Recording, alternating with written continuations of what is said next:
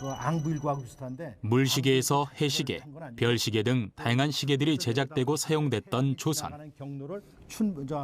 다양한 모양으로 제작된 해시계는 시간은 물론이고 낮과 밤의 길이, 계절과 방위를 알 수 있었다.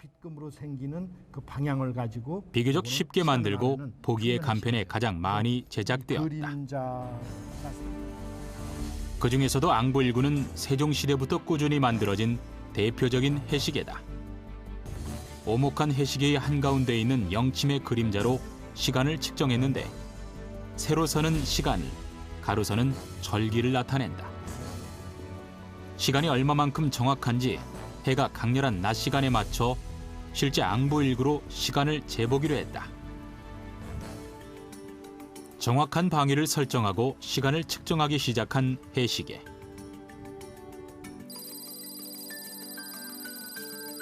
세로선에 그어진 빗금이 두 칸을 움직이는데 30분 정도가 소요됐다.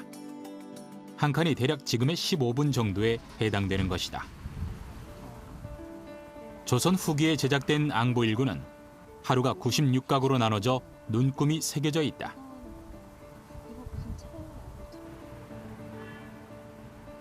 하지만 조선 초기인 세종시대에 만들어진 해시계의 일종인 현주일구를 보면 96각이 아닌 100각으로 나눠져 눈금이 표시돼 있다.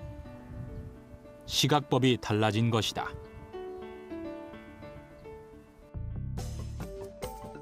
조선 초기에는 하루를 12시로 나누고 이를 다시 100각으로 나눠 간격을 1각이라고 했다.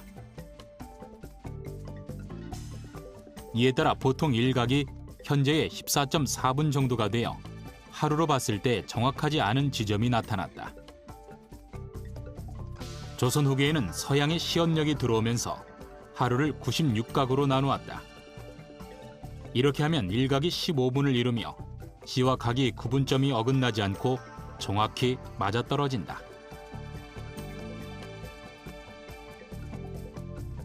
전기에서 후기로 들어서면서 시간의 정확성을 더해갔던 조선의 시계. 적어도 15분 단위로 정확한 시간 측정이 가능했고 시계도 해시계를 중심으로 더욱 널리 보급되었는데 지식인을 중심으로 소형 해시계가 등장하게 된다. 나무나 쇠, 상아 등 재료도 다양한 휴대용 해시계들. 조선의 시계가 점점 대중들 속으로 파고들기 시작한 것이다. 유레카!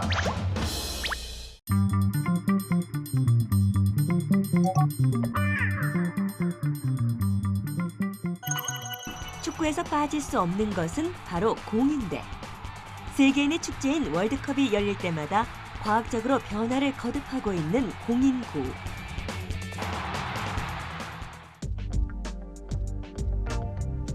초기의 축구는 동물의 방광에 바람을 넣은 공을 사용했다. 그리고 공에 대해 정해진 규칙이 없었다. 1872년 영국 축구협회가 공을 가죽으로 만들어야 한다는 규칙을 만들었지만 공의 규격은 나라마다 제각각이었다.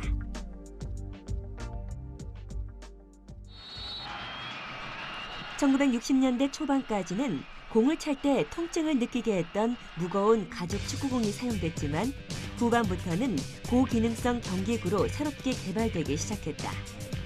그리하여 검게 칠한 오각형 가죽 12장, 하얗게 칠한 육각형의 가죽 20장으로 이루어진 정 20면체의 공이 등장하게 됐다.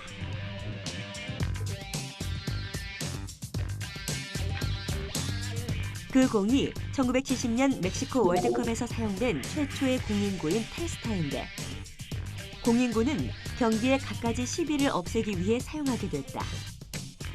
그 이후 공인구는 매 대회마다 향상된 기능과 함께 새로운 디자인으로 변화를 거듭하고 있다. 공 하나를 완성하려면 육각형 인조가죽 32조각을 1620번 꿰매야 한다. 이 과정을 모두 수작업으로 이뤄냈지만 팀 가이스트부터 열 접착 방식을 사용하고 있다. 공의 틀을 잡기 위해 직물 기계 작업을 거친 후 패널 자동 커팅 과정을 거쳐 본체 스티칭 작업을 한다. 다음으로 메탈 감지와 본체 튜닝을 하고 블레더를 삽입한 후에 본체 상부에 라텍스 접착제 스프레이 코팅을 한다. 그런 다음 열수로에서 본체를 건조하면 최종 조립을 위한 본체 준비가 끝난다.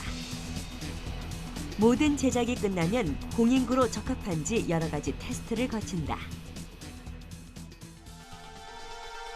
월드컵 공인구의 타이틀을 거머쥐기 위해선 공의 둘레를 10군데의 각기 다른 지점에서 측정하여 68.5에서 69.5cm를 유지해야 한다. 또한 16개의 지점에서 각각의 지름을 측정하여 가장 큰 수치와 가장 작은 값의 차이가 1.5% 이내여야 한다.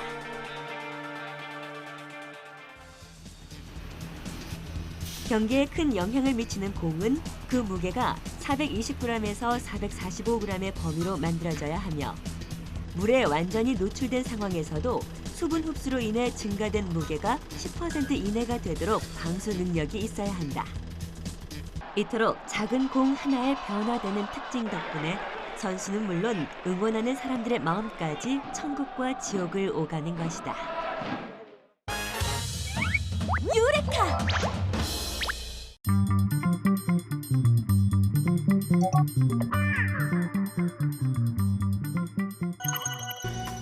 멀리서 저수지 위를 누비는 의문의 배 한 척.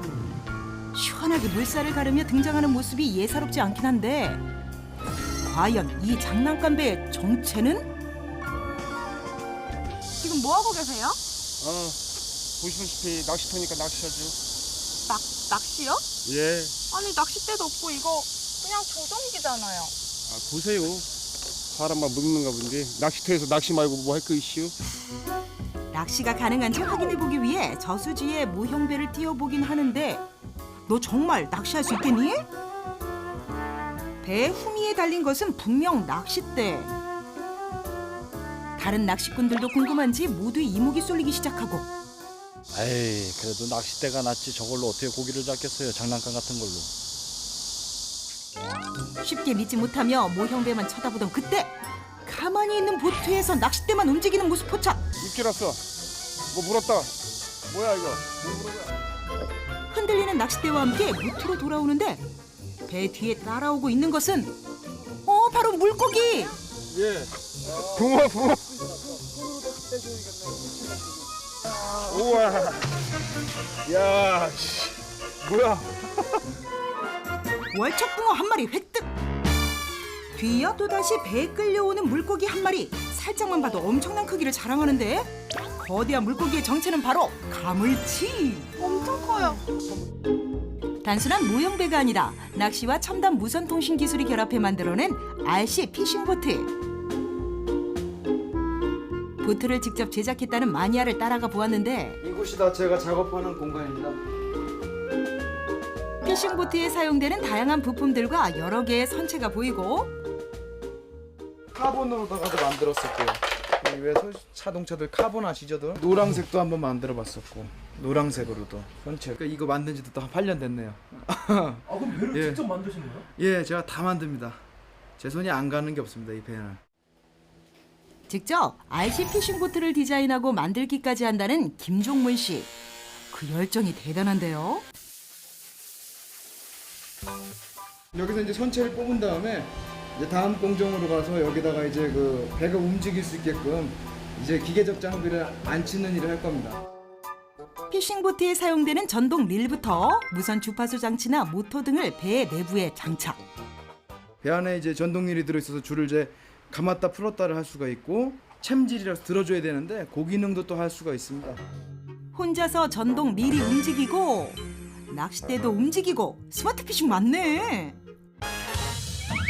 유레카!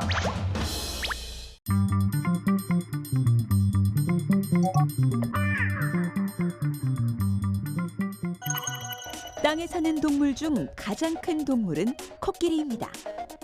그 가운데 가장 큰 종은 키 7m, 몸무게 5톤으로 자동차 5대에만 먹는 무게라고 합니다. 그 무거운 무게를 지탱하느라 코끼리 발의 면적은 매우 넓지만 사실 골격 구조로 봤을 때 발가락만으로 걸어 다닌다고 합니다. 코끼리의 발바닥 속에는 탄력 있는 폭신폭신한 패드가 있어서 무거운 몸이 누르는 압력을 분산시켜줍니다. 이런 육중한 몸을 유지하기 위해 코끼리는 매일 약 300kg, 쌀 50부대에 달하는 무게로 풀이나 나뭇가지, 뿌리, 열매를 먹고 100리터 정도의 물을 마셔야 해서 하루에 18시간에서 20시간은 먹는 데 보내죠. 어마어마하게 먹는구나. 그런데 왜 키는 안 크니? 어쭈, 키만 크면 다야? 요즘은 큰 키가 대세라고. 아프리카 초원의 키다리 기린들의 키는 무려 5.7m까지도 된다고 합니다. 다 자란 기린의 목 길이만 무려 1.8m에서 2.4m가 되지만 의외로 목뼈의 수는 다른 동물과 똑같이 7개라고 합니다. 물론 목뼈가 다른 동물에 비해 상당히 큰데요. 또 기린의 혀는 동물 중 가장 길어서 최대 50cm나 된다고 합니다. 튼튼한 근육질에 가까워서 뭔가를 잡기에 안성맞춤이기도 하죠. 이것은 나뭇가지나 나뭇잎을 감아주고서 입속으로 가지고 갈 수 있다는 걸 의미합니다. 이 탁 트인 시야, 맑은 공기. 키가 크다고 모든 걸 다 잘 보는 건 아니지. 그럼 눈이 좋은 게 최고라고. 타조의 시력은 무려 25.0으로 42.5m 떨어진 거리에서 개미가 기어다니는 것을 볼 수 있을 정도라고 합니다. 타조의 시력이 좋은 이유는 안구가 테니스공만한 크기로 매우 크기 때문이라고 하는군요. 망막에 맺히는 상이 커 세세한 부분까지 볼 수 있기 때문이죠. 타조는 이런 뛰어난 시력으로 천적의 움직임을 재빨리 감지할 수 있습니다. 걸을 때는 시속 4km 정도이지만 적이 가까이 오면 시속 90km 이상의 속도로 달립니다. 따라올 테면 따라와 봐. 90km 정도로 빠르다고 나한테 지금 도전장을 내미는 건가? 육지에 사는 동물 중 전속력으로 달릴 때나 혹은 갑자기 속도를 낼 때 치타를 따라올 동물이 없다고 합니다. 최고 시속 110km 이상으로 달린다고 하는데요. 달리기 시작한 지 3초 만에 시속 100km의 속도를 낼 수 있습니다. 치타는 신체적으로 잘 달릴 수밖에 없는 조건을 가지고 있습니다. 작은 머리에 쫙 빠진 날씬한 몸통, 기다란 꼬리까지 날렵한 선을 이루고 있는 거죠. 또 몸의 방향을 갑자기 바꿀 때 꼬리를 양옆으로 움직여 비행기 방향타처럼 방향을 조종합니다.